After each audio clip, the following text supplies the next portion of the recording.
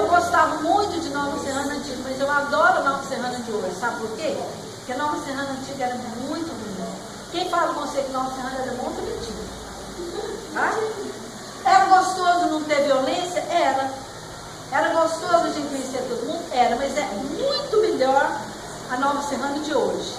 Com o pessoal que veio de fora, os migrantes que vieram para aqui, trouxeram coisas diferentes, trouxeram coisas bonitas, trouxeram novas ideias. Deu um upgrade de Nova Serrana, né? Porque Nova Serrana era muito bonita. Tá? Eu pessoalmente prefiro e não gosto do povo que veio de fora para aqui. Acho que o povo de fora que veio para aqui deu valor à Nova Serrana, acreditou em Nova Serrana, apostou em Nova Serrana. Se Nova Serrana cresceu porque era hospitaleira, cresceu porque teve gente que acreditou nela. Uma cidade dessa também cresceu porque o povo de fora veio. Né?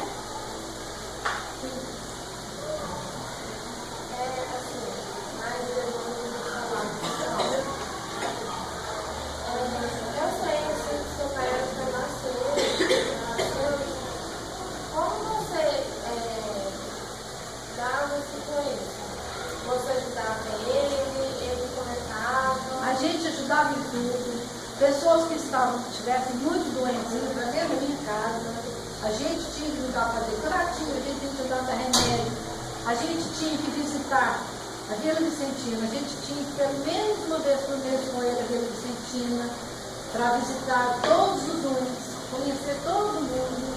A gente tinha que ir às famílias que moravam mais afastadas, ou que tinham algum problema. Tinha uma família que tinha um orfético. A gente tinha que ir com ele lá, visitar essa família.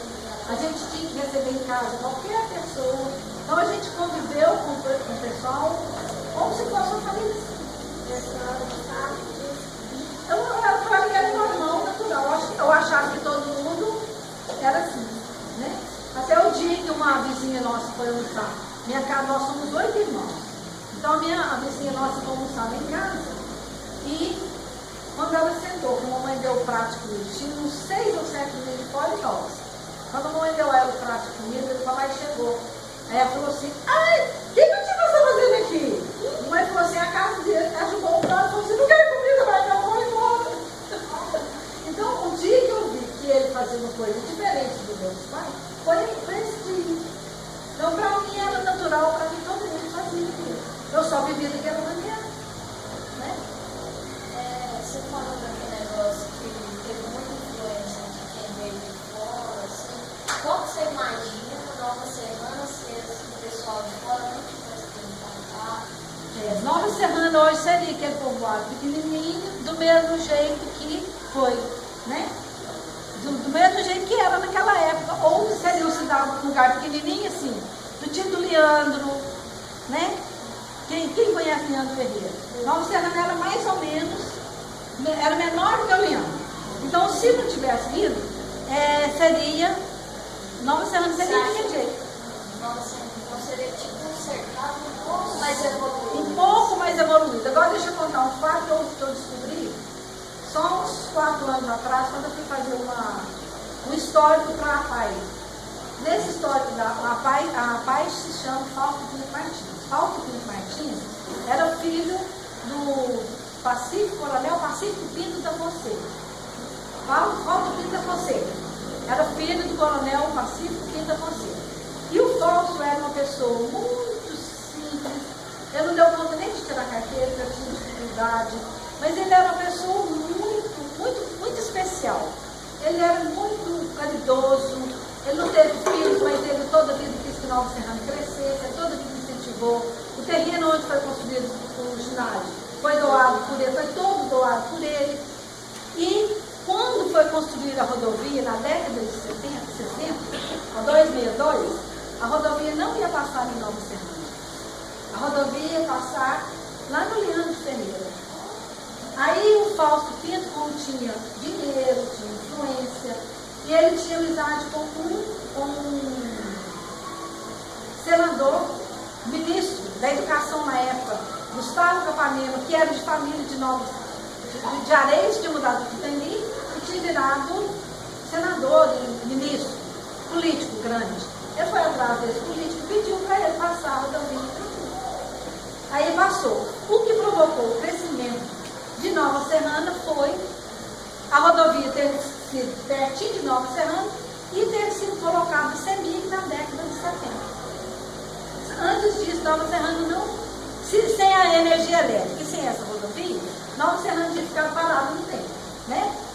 Então você acha que se a rodovia tivesse passado por Leandro Ferreira, você acha que Leandro Ferreira teria crescido mais e Nova Serrana teria ficado no mesmo estágio que é?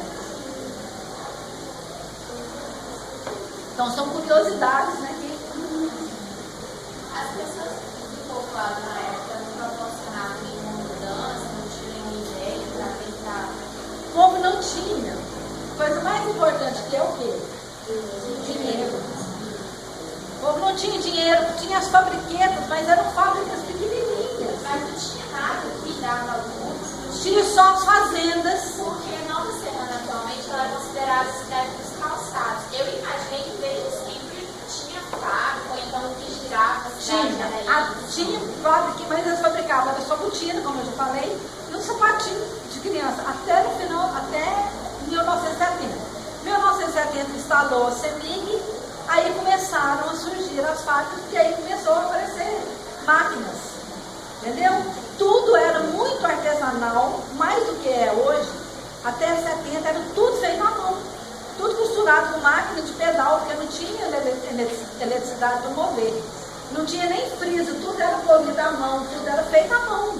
Então a produção era mínima, não tinha renda. Quem fala que Nova Serrana era boa, porque não lembra de realmente como Nova Serrana foi. A senhora falou também questão de não tinha roubo, não tinha nada, era super tranquilo, mas não teve roubo, o primeiro roubo que matou, que Não. todos Não, os primeiros que aconteceram, a gente não sabe nem falar quando.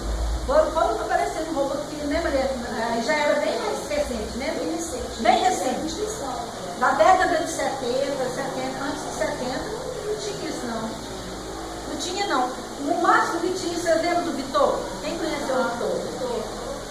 O Vitor era da Vila, o único roubo que eu vou contar que eu sei que existia era esse.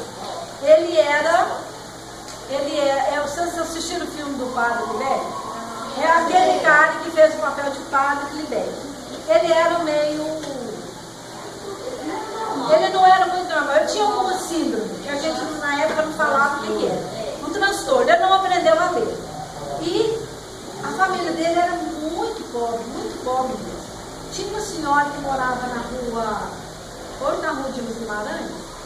A casa dela era simples e a janela era bem baixinha. E ela era assim, meio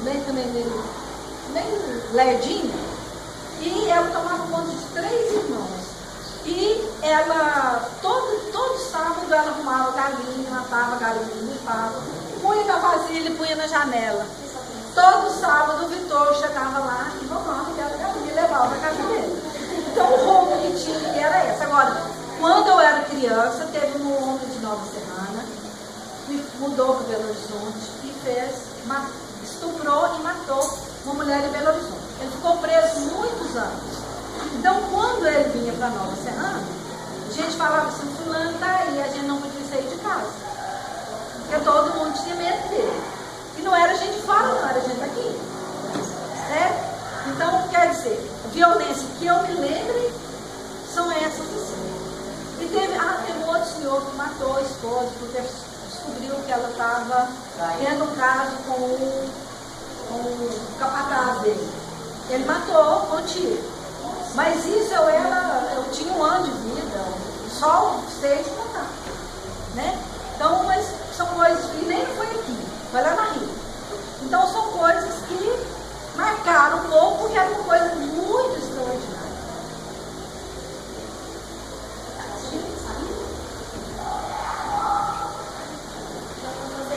Espero que você tenha gostado da entrevista.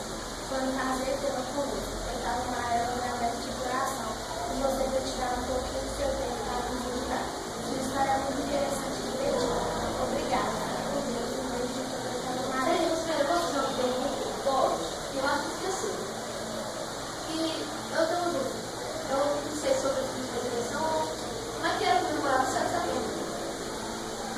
7 de setembro, até antes da Revolução, até 64, era só feriado. Quando começou o regime militar, em 64, todo ano era comemorado com pompa e circunstância. Todas as escolas tinham que participar, o desfile era muito grande, era muito chique, todo mundo ia, os alunos não faltavam, a gente ensaiava uma temporada. Depois foi realmente caindo de novo. Então, na década de 70, final de 64, 63, 64, 65, 66 para cá, 66, até 78, por aí, era comemorado com muita pompa. Depois, foi na China. Como é que era a vida do regime militar? Nova Zelândia foi muito pouco afetada, mas a gente, Nova Zelândia ficou só com um partido político naquela época, e isso não é bom para lugar nenhum. Monopólio nenhum faz bem, né? Então monopolizou, não era bem, mas a gente sabe que na região de Vinópolis, teve gente que foi mandada para fora do Brasil, eu tive professores meus da faculdade que foram embora porque não podiam falar. Eu, quando estava na faculdade, tinha um colega, um policial do DOPS, que assistia aula com a gente, falava com a gente, você não pode falar. Então, a gente começava a falar do governo e falava, vocês têm que calar a boca, senão tem que mandar prender vocês. Mas aqui em Nova Serrana mesmo, a gente não viveu, não. Era muito duro assim mesmo? Muito duro assim. Ele era meu colega, chamado Sogenil, eu era nova na época, ele era bem mais velho, então ele falava com a gente, vocês têm que calar a boca, porque se falar, teve um professor meu que foi mandado, ele era tão custoso que o nome dele era Frei Capeta. Ele foi mandado para estudar na Sorbonne, porque ele falava do governo abertamente. E todas as salas da faculdade tinham um agente do DOPS. E esses agentes enquadraram ele e mandaram ele. Eu tenho uma pergunta que a minha mãe fez desde a revista que eu esqueci. Se você tinha o sonho de ser professora, aí você não pensava assim, caso eu chegue a não ser professora, eu não querer ser outra coisa? Não, porque não tinha opção na época. Para as mulheres da minha geração, a opção era muito pequena, eram muito poucas, as faculdades eram muito poucas, eram só em Belo Horizonte praticamente, e as famílias não tinham condição de mandar a gente para estudar fora. Então a gente tinha, empresa para a mulher era só em escola. Depois, na década de 70, que começaram a surgir as escolas, aí o povo começou a estudar, mas na minha geração eu não tinha como pensar em outra coisa, em outra profissão. Você pensava que você ou trabalhar na escola ou ficar sem trabalhar? Ou ficar sem estudar. Entendeu? Ou estudar para ser professora ou ficar sem estudar. Né?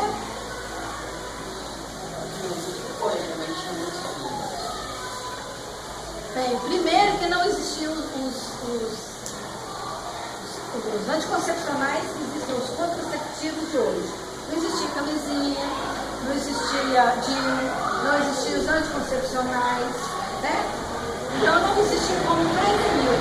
Transou e de ano em ano nascia um. Na minha casa foi de 2 anos de distância, mas normalmente era 5 anos. Né? A gente brincava que era lei de São Pedro. Um para fora, um para dentro, no pensamento.